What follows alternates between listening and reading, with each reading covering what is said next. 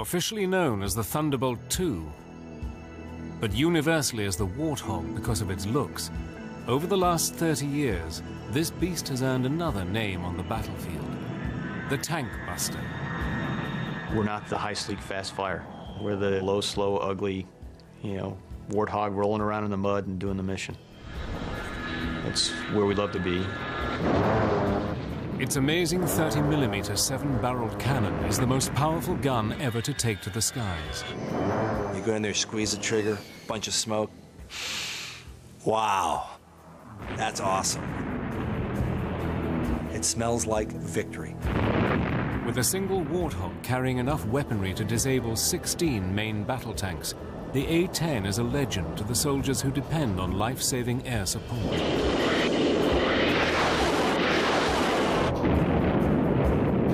You can talk to troops on the ground, and they love hearing that sound. It's the sound of freedom for them.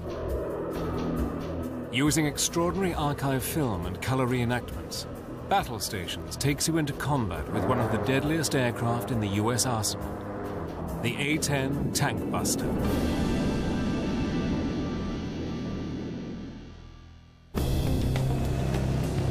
Throughout Operation Iraqi Freedom, the A-10 Warthog was the most well-known and feared plane in the US Air Force. I think it was the best equipped Air Force and Army ready to fight that we could have. Its ability to work in close support with ground troops, to take out enemy positions and tanks, and to act as a spotter plane made it a linchpin in the victory over Saddam Hussein and his regime. We're kind of like the insurance guy up there, or the 911 force. When they need help, they call. And that's who they expect to be there. But for the vision of a handful of men, this aircraft might never have been built.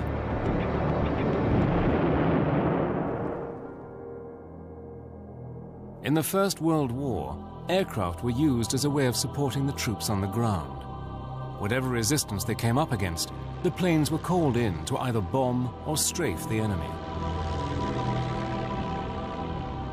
Close support in cases of mobile warfare, of moving fronts, of fast-moving combat, whether it was retreat or advance, close support was overwhelmingly important. In those situations of battlefield chaos, where it's very hard to get good artillery support, suddenly airplanes become overwhelmingly important and overwhelmingly effective. During the Second World War, such fighter bombers as the Typhoon, the Tempest, the Mustang, and the Thunderbolt I were used in close air support roles to good effect. But one single aircraft was feared as the ultimate close air support machine. The German Junkers 87 dive bomber, nicknamed the Stuka and fitted with a screaming siren, demonstrated the most effective use of close air support ever seen.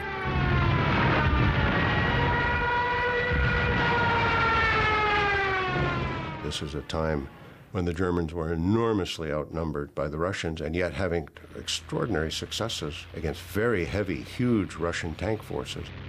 And a key component of that were these Stukas, of which the most famous unit was led by Colonel Rudel, who was the most decorated pilot of World War II. Colonel Hans Ulrich Rudel's unit wreaked havoc on the Russian front, with Rudel himself amassing a personal score of 511 destroyed Russian tanks. But with the defeat of Germany in 1945, the success of close air support was largely overlooked. On September the 18th, 1947, the United States Air Force was born. Its main focus, to deliver nuclear weapons. Close air support was not a priority. This is the extraordinary part of the whole genesis of the A-10. The Air Force, traditionally, from the beginnings of World War II on, had no interest in close support, have none today. They don't like working for the Army, that they prefer running their own war, totally independent of everybody else. A very natural bureaucratic reaction.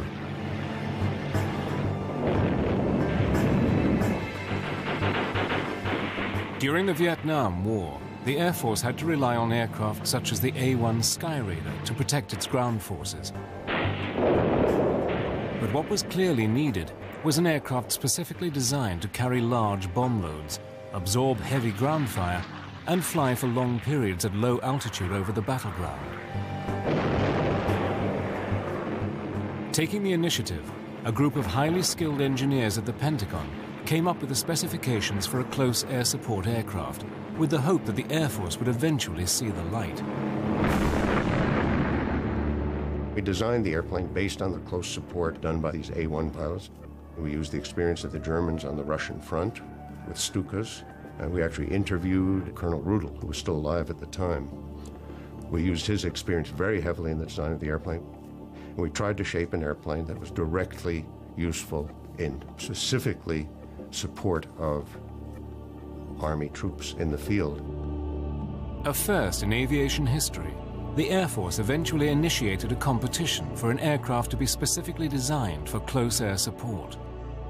When the request for the proposal on the A-10 came in, I immediately was assigned to work on the aerodynamics of that. Fundamentally, she was to be a close air support airplane, which was capable of knocking out heavy tanks, as well as operating from an unprepared short field of 1,500 feet. Fairchild-Republic took on the challenge of designing an aircraft unlike any ever built.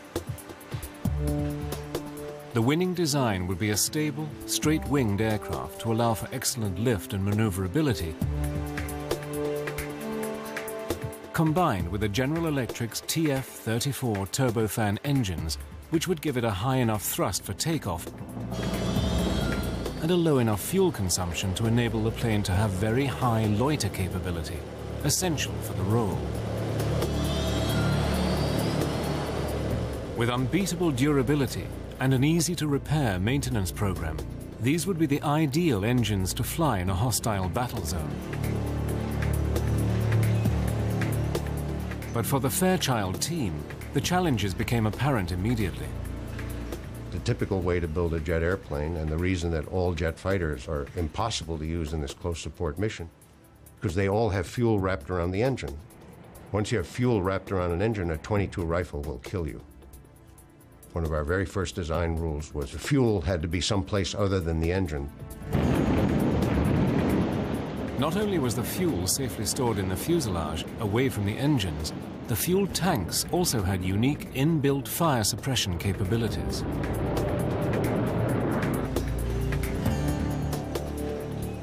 The aircraft's hydraulics could also withstand serious firepower. We required that every hydraulic control had to be backed up by a simple mechanical cable system that's much harder to shoot out. We could come back with hydraulic system shot out, half the tail shot off, a piece of the wing shot off. It had 2 engines, you could come home on 1. The pilot was bathed in a titanium tub which could take 20mm shells. It was really a piece of machinery that you could fly into hell and back. The A-10 survivability was matched with a deadly capacity, a huge 30mm Gatling gun. Developed specifically for the A-10, the GAU-8A Avenger, capable of firing almost 4,000 rounds a minute, gave the aircraft the ability to blow through tank armor. 2, 1, fire. She was designed primarily with a Gatling gun in the nose, and it was built to destroy anything that was considered an armored weapon on the ground. But she was built around the gun, and the gun was a given from day one. Fairchild-Republic won the competition to build the first aircraft in US aviation history specifically designed for close air support. But before the Air Force would give the go-ahead, they wanted hard evidence that the aircraft and the gun could perform outstandingly together. The need would spark a series of simulation tests, unlike any ever produced. Little would its designers realize, these tests would change the face of aviation history.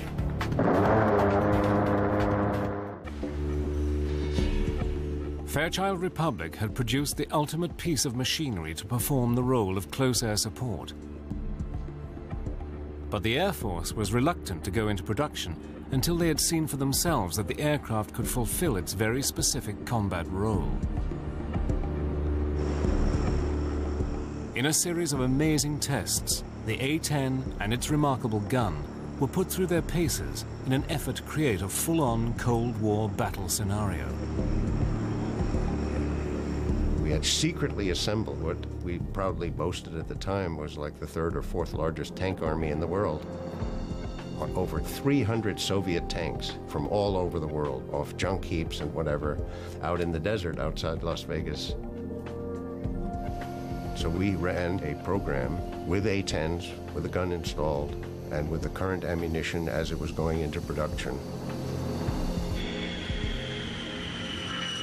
She had a very strange sound to those engines, very characteristic, and to this day, every time I hear it, I look up, because I know it's my bird.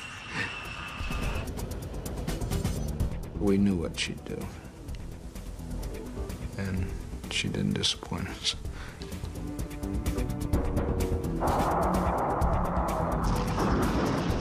And we did a meticulous series of tests, attack after attack, checking tactics, checking burst lengths, all these details to see how effective we were against tanks. We learned an enormous amount about it. The most important thing we learned was that this weapon had unprecedented effectiveness.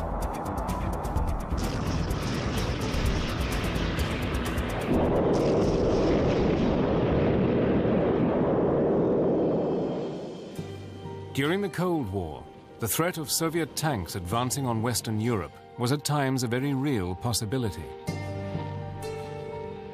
The Air Force finally gave the production of the A-10 the go-ahead. It was now ready to face a specific enemy. With its highly accurate weapons delivery platform, it was the ideal machine to defend against Soviet armored supremacy.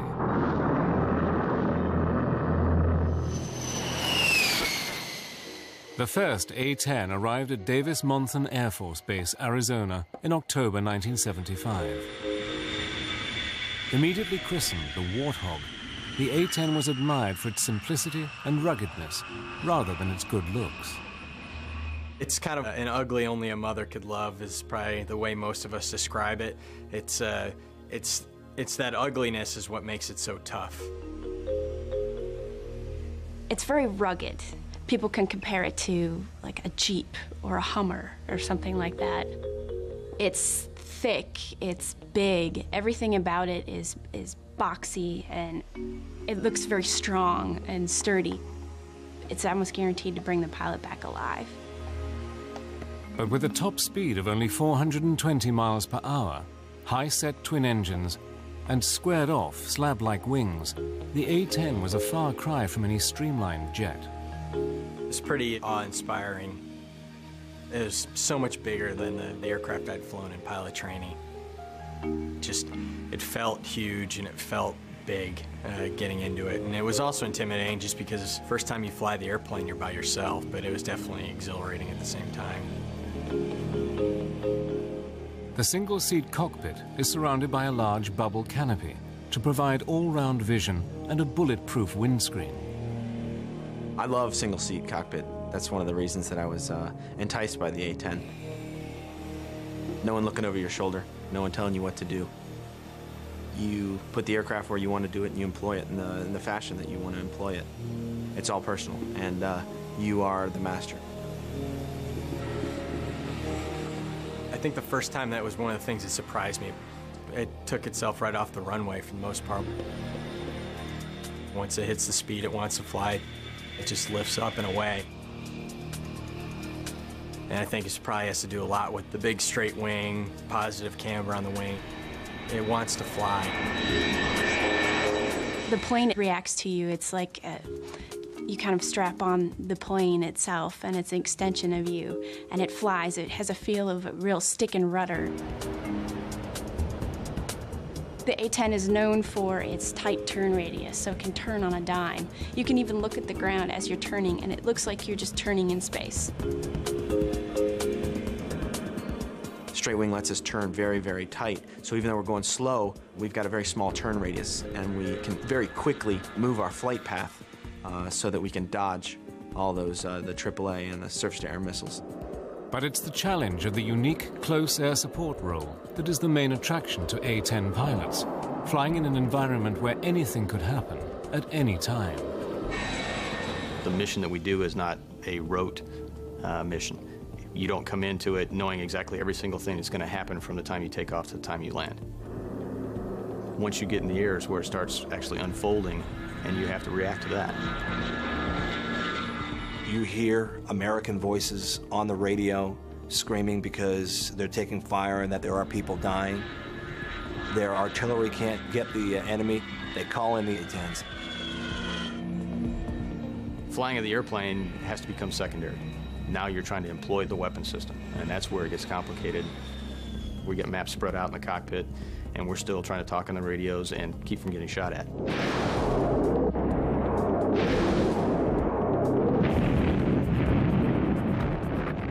You know, we consider ourselves the last gunfighter that's really out there, because when you go into battle and it's a close-in cast fight, the #1 weapon of choice of an A-10 pilot is going to be their gun. The weapons delivery system incorporates a heads-up display, or HUD, that provides the pilot with the references for flight control and weapons employment. It's incredibly accurate for a gun system, and probably one of the most flexible weapon systems in the world.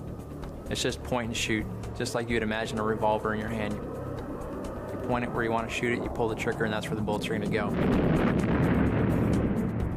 When you roll in and you pull the trigger for the first time, you get excited and the adrenaline starts pumping through, and I had the biggest smile on my face. What a feeling shooting the gun. I mean, the whole airplane shakes. The first time I fired the gun, you know, I had to come off the trigger because it scared me, because I couldn't believe something like that could come out of the front of the airplane, all the flames, the smoke. Its 30mm bullet is the size of my forearm. And that smell of gunpowder, you get that in the cockpit after you fire the gun. And it's just incredible. You get a little bit of a high from it, I think, sometimes. It smells like victory. But it would be some time before the pilots would be using their gun in anger. With the ending of the Cold War, the mass tank fleets of the Warsaw Pact no longer seemed such a threat, and the US Air Force planned to withdraw the A-10 fleet from service by the 1990s. But with a serious situation brewing in the Middle East, all that was about to change. The Warthog was about to play a key role in bringing down one of the most destructive individuals of recent times. In September 1980, Iraq invaded Iran, beginning one of the longest and most destructive wars of the 20th century.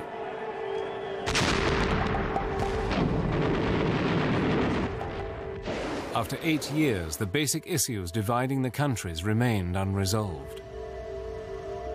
In an effort to contain the Ayatollah Khomeini and the spread of Islamic fundamentalism, the West backed Iraq. Saddam Hussein, the Iraqi dictator, began to build up a formidable war machine, bolstered by the Soviets and the West,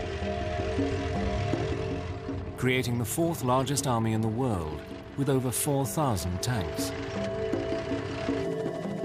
On August 2nd, 1990, Iraq invaded Kuwait. For 15 years, the A-10 had awaited the chance to justify its place in the Air Force inventory. For the Warthog, it was now make or break time. When the first Gulf War started and our squadron deployed down there, approaching that time period, the Air Force was considering getting rid of the airplane. It wasn't until the Gulf War came around we proved the fact that we are a capable cast platform. When war broke out on the 16th of January 1991, there was an urgent need for a missile-launching tank buster.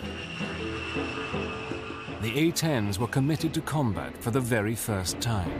Back then, you know, we had nobody with combat experience except for a few of the very senior leadership that had flown in Vietnam. So a lot of people are unsure what to expect. Deployed to the Gulf to back up coalition ground forces, A-10 squadrons were launched on Iraq's thousands of tanks in the mother of all battles.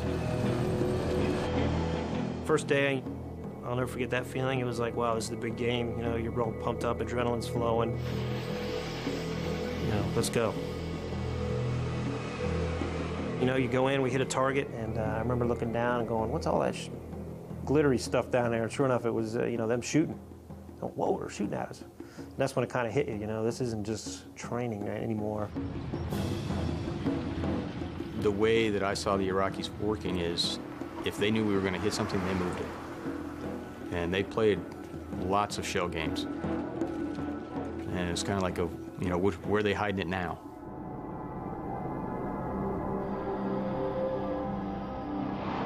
By February, the coalition air forces appeared to be dominating the skies, and the A-10 was seemingly invincible. And we're feeling pretty confident. You know, if you survive your first 10 combat missions, your chances of surviving the war go up significantly.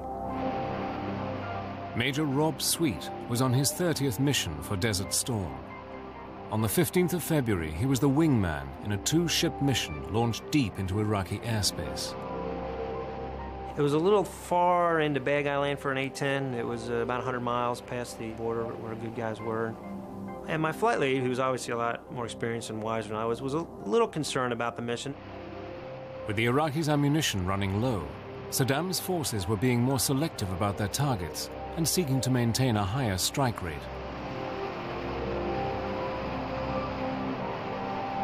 So we said, all right, well, we won't hang out as much, and the target will take 2-3 passes, and then we'll leave, go somewhere else.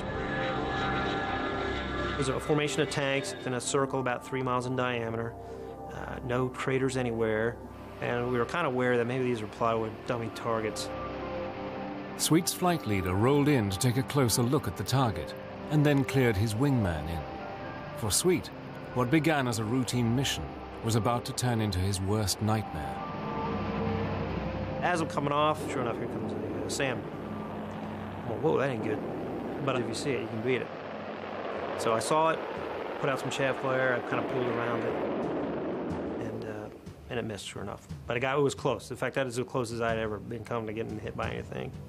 So I went from being, whoa, that scared the living daylights out of me, to losing my professionalism somewhat and getting really pissed off at this guy for scaring me. So he was going to die for doing that. As I was rolling in, you know, I felt a loud bang in the airplane, and I went, ooh, that isn't good. And I looked back, and I didn't like what I saw. Most of my right wing was gone. It was on fire. Thinking to myself, okay, bad hit, but there's still some wing on there, and I should be able to fly it out of there, and the A-10's pretty rugged. The Iraqi missile, which would have destroyed most other fighters, seriously crippled the A-10. The plane enters a steep spin/spiral, starts spiraling on down. I'm throwing switches trying to recover. I'm yelling, yeah, I can't recover, and then I start to panic. And I remember just seeing a desert coming up like this. Time to get out. The ACES-2 ejection seat is a fully automatic catapult rocket system. Once ejected, the parachute automatically deploys. I'm coming down on my parachute, and I see my A-10 hit the ground. And that was kind of disturbing. As Sweet hit the ground, he was seized by Iraqi soldiers. You know, and they were on me before I even had a chance to roll over. And then it was their chance to get some payback. And so I got the crap beat out of me, basically.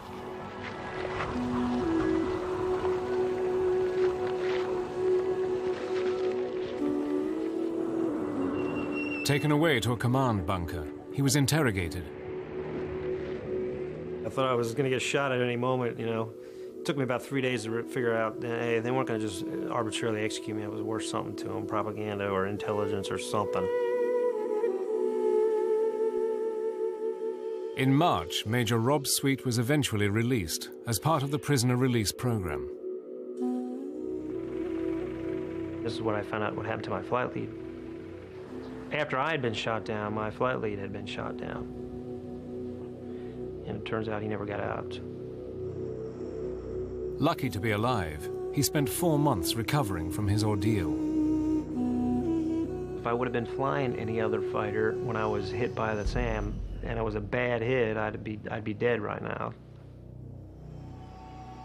But despite this, the aircraft proved more versatile and better able to survive over enemy territory than anyone had expected.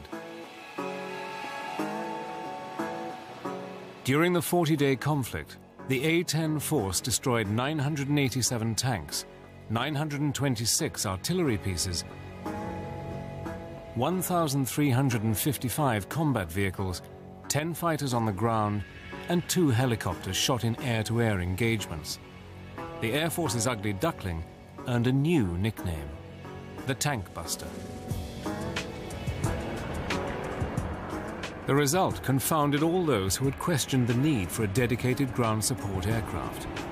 Flying a staggering 8,500 sorties, A-10s were responsible for more than half of Iraq's losses of military equipment in Operation Desert Storm.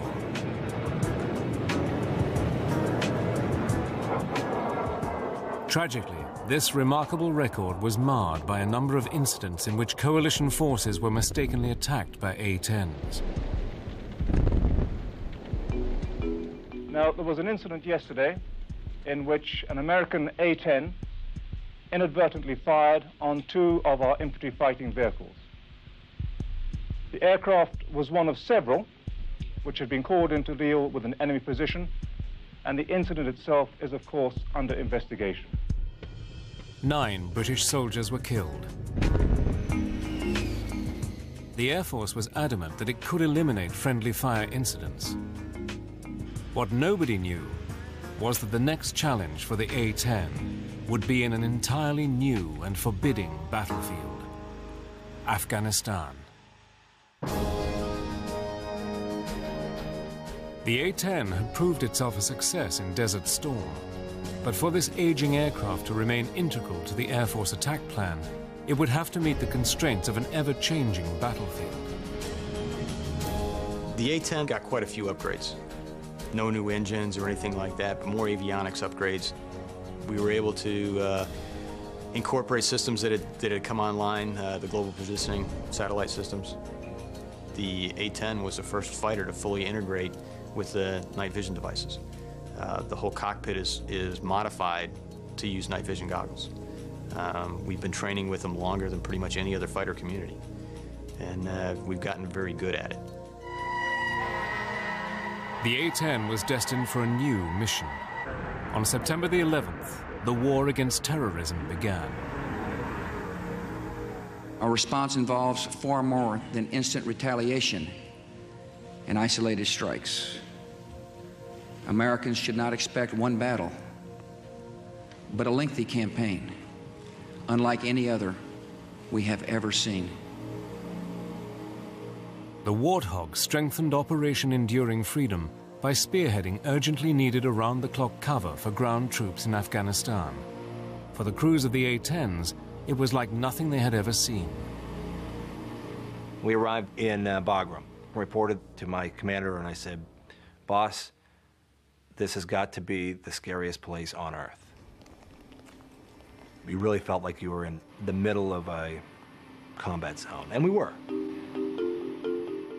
The A-10 was the ideal aircraft for the Afghanistan battlefield. The jet is versatile enough to navigate mountainous peaks and deep valleys, while also patrolling and pinpoint attacking its targets. It wasn't bad flying over the mountainous terrain. The bad part was if I ever had to get out of the airplane, there's a lot of snow down there. That's not a good place to be. Going from a nice warm cockpit down into the snow is not an idea that I want to have to fulfill.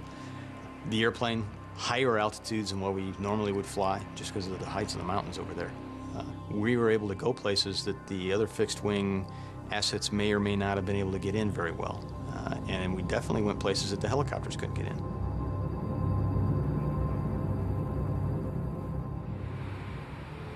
Around the clock, Warthog supported regular and special forces soldiers while combing the mountains of Afghanistan for enemy rocket launch sites and mortar posts. As its pilots soon realized, every mission would test their training and their wills to the limit. We showed up just past dark and got a brief, was handed a set of maps, and was told, hey, there's a lot of ground guys who are in trouble. Go out there and do what you do. Didn't have a whole lot of situational awareness on what was going on the ground, so, and when we checked in, the radios were just going crazy with guys calling for close air support.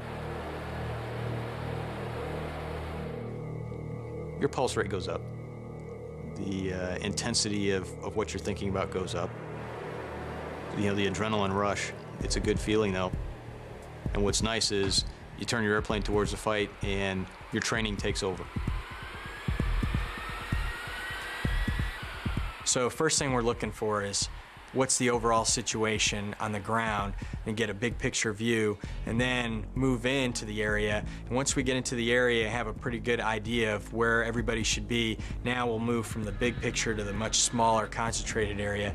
And one of the first things I'm going to try to do is look down and try to find where the friendly position is. And if I can't identify him exactly, I want to at least narrow down something that I can use as a line in the sand and say, okay, we can't drop past here because that's where our guys are. On entering the battle zone, one of the A-10 pilot's main responsibilities is to avoid friendly fire incidents at all costs. What we mainly have to help us avoid fratricide is our radios and our eyes. Very low tech, but I think that's what makes us more efficient. Yes, we have a global positioning system that helps us figure out where we are. And we have night vision goggles that find out what's down there. But when it comes time to find out where the target is, yeah, we got to use old-fashioned Mark I eyeballs and our hands to think about where that is, because without that, we couldn't do our mission. We went in there, and the night vision goggles were really hard to use because the sun had set, but it wasn't low enough where we were getting a lot of brightness coming from the west. So it was really difficult to use the NVGs. There was no moon illumination, and we're in this very harsh terrain that I've never seen before. A team of observers down on the battlefield work with each pilot to guide the aircraft to its target. The Terminal Attack Controller, or ETAC, works for the Army and is responsible for ensuring that the A-10 pilot identifies and attacks the correct target, while minimizing the risk to friendly ground forces. We pass them a situational update, an area update on what's going on in the battlefield. Let them know where the friendly troops are, what the situation is of the enemy, and they kind of give them a heads up of what the threats are in the area. We'll pass them all that information, they'll copy it down, they work their little magic in the cockpit. The A-10 is linked to the ground commanders by an Army radio network, which distributes data throughout the battlefield. He said, hey, here's where we are, and I need you to put some ordnance down 700 meters from us, which, that was eye-opening. And so we took that distance and rolled in and put a couple of 500-pound bombs down, and it immediately quieted the target area. It's kind of like a large dragon breathing fire. That's what I could see, it sounds really loud. Like a dinosaur, really, raining lead from the sky. Like guardian angels, the A-10s continue to fly over Afghanistan, protecting their friends on the ground until the war against terrorism ends. But an old enemy was waiting in the wings. States like these and their terrorist allies constitute an axis of evil, arming to threaten the peace of the world. The need for the A-10 would reach its climax in March 2003. Saddam Hussein's horrific regime was reaching fever pitch. This time, it would take an army, with the A-10 in the front line, to bring him down. March 2003. Saddam Hussein's forces were about to come head-to-head with the A-10 tank buster as it once again prepared to fly over the battlefields of Iraq. The coalition forces meant to end the regime of Saddam Hussein for good, and the Warthog had come a long way since its last desert battle. By the time the second Gulf War, the Iraqi freedom comes along, pretty much every airplane had been modified to improve the weapon's accuracy. The AGM-65 Maverick missiles are highly accurate, carrying warheads specifically for targeting heavy armor. Infrared imaging guidance enables them to shoot moving targets at night. Combine these with the already large weapons load and the special laser targeting pods, and the Warthog was better prepared than ever for its deadly role in Iraq.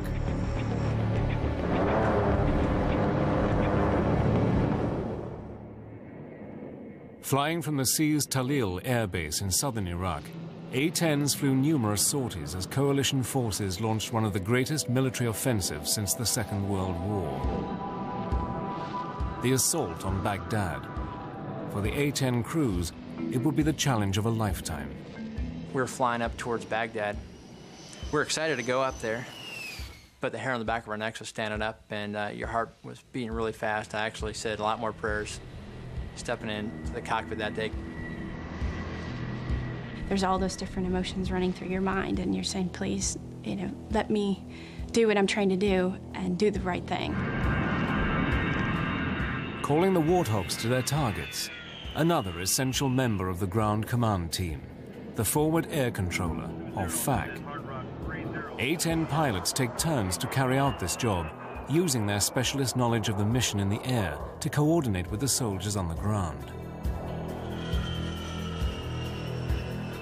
We go to a battalion, and we speak Air Force to the Army. We make sure the no fratricide occurs. Air Force doesn't shoot the Army, Army doesn't shoot the Air Force. Keep them deconflicted, but then secondary to that is make sure that those A-10s affect the battlefield for the Army. Everyone's talking, just trying to get permission to actually execute the attack. And those sound like simple questions, and this sounds like, pick up the phone, ask, but when you're asking one airplane who's relaying to another guy who's probably, 400 or 500 miles away, sitting in a room somewhere, it takes time. And, oh, by the way, every aggressive fighter pilot in Iraq at this point is making the same phone call, trying to get permission. Thanks for the work, sir. You got your name. The FAC is the A-10 pilot's first point of contact on arrival in the area. Part of his role is to provide the pilot with the target coordinates, which he does with great efficiency. It sounds cold-hearted, but it's very systematic, They tell us the targets, we find the targets, we kill them, we report it's killed, next target. And it just goes, next target, next target. On arrival over the battlefield, the A-10 pilot often uses basic technology to locate exactly where the target is. In pilot Eric Yahimowitz's case, an Iraqi missile site. I went down with the binoculars and was searching the target coordinates. The 6 missile launchers weren't where they were supposed to be. So it took me a little while to search the area. The Iraqis had moved them probably about half a mile to a mile away. I'm thinking to myself, okay, I don't know if that radar operator sees me with that missile, but I see the target next to it, and it was just an awesome feeling. Your focus then, all of a sudden, is into this one little area is what you're looking at.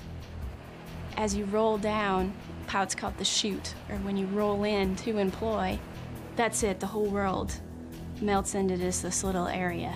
And I was able to lock this thing up and fired that missile, and it came screaming off the rail. From over 17,000 feet, the long-range 300-pound launch and leave Maverick missile traveled to its target. For Yahimowitz, the seconds seemed to go on forever. I'm waiting and I'm thinking, oh man, the missile went stupid. It went flying into Iran. It should have hit by now. And I'm like, oh man, I'm in trouble. It just felt like an eternity. It is surreal. You're so far up, it's hard to hear anything on the ground. You're so used to hearing the jet. It's like the white noise of having a fan in the background. But then all of a sudden, boom, just a massive explosion, and it is totally elation. Now I know I got him. You pull off, get a little more altitude, and then turn back and take a look. And it's a little fire show for you. It's just so professional, it's unbelievable. There's not a lot of hooting and hollering, and it's not like Top Gun, people screaming, yeehaw. It's war, and people are dying, and everyone knows it. We're sitting on the edge of our seats, concentrating that we don't get shot down for once, and then that we don't hurt the wrong people. Going in there, I said I have 2 objectives. 1, zero fratricide, 2, affect the battlefield. And they were in that order. My #1 goal was to prevent fratricide. Knowing where the friendly forces are is paramount if the A-10s are to protect them. And losing sight of troops on the ground can lead to mistakes or deadly friendly fire. As a fighter pilot, that's our first job, to find out, is there anyone out here that we don't know about? You know, it comes down to a fight with friendlies nearby. Weapons release is going to be authorized by the guy on the ground. So you have to have that warm fuzzy, that you've got the complete picture, that you know these are friendly troops, those are enemy troops. But even with all the advantages of modern technology, relying on this alone would seriously jeopardize the troops on the ground. Yes, there are technological ways. There are also old school ways, giving a good talk on, making sure you're confirming with that aircraft that he really does see the friendlies. There's 1,000 ways to make sure that he's looking at the right thing and you all are on the same page of music. And I used every single one of them, because I'd rather drop 0 bombs and have 0 fratricide than drop 1,000 bombs and have 1 be on a friendly position. Despite the fear of horrific friendly fire accidents, the feeling of flying the plane is the love of every hog driver and the reason for signing up. It's no race car, you know, it's not the Porsche, you know, it's not even a pickup truck. In such a neat airplane, because I feel like I'm flying with the seat of my pants. I can feel everything that's happening to the airplane. None of it's magic, it's all me. Whatever it does, I made it do. The 60 Warthogs deployed for Iraqi freedom dominated the skies, firing an incredible 311,597 rounds of 30mm ammunition. The flying gun performed superbly. We lost a few folks in the first Gulf War. We didn't lose any in the second. Lost airplanes, but we didn't lose people. That's a testament to the aircraft itself. If I had to be in an airplane and be shot at, the A-10 is the only one I want to be in. The A-10 is an awesome airframe, and the fact that it works with you, and it feels like it's a part of you. And it's one of the only airframes left that it's true flying. You can feel it fly. The A-10 means close air support at its finest. It's been my home now for 8 years, and I love it. And I hope I get to stick with it, and I hope we get the upgrades we want to take us into this next century and keep supporting the Army. But I think it's just an awesome weapons platform. It fills a specific niche, and it does it really well. Able to keep flying with battle damage that would cripple many other designs and lethal to any armored vehicle in service, the humble Warthog of the 1970s has come to rule supreme over the digital battlefields of the 21st century. Due to remain in service until at least 2025, the A-10 Warthog has proven itself to be one of the most effective aircraft ever flown by the US Air Force, and a legend to those involved with it. She is not very clean when it comes to protuberances and bumps, and so she's not the sleekest looking piece of machinery that I ever designed. But she got the job done.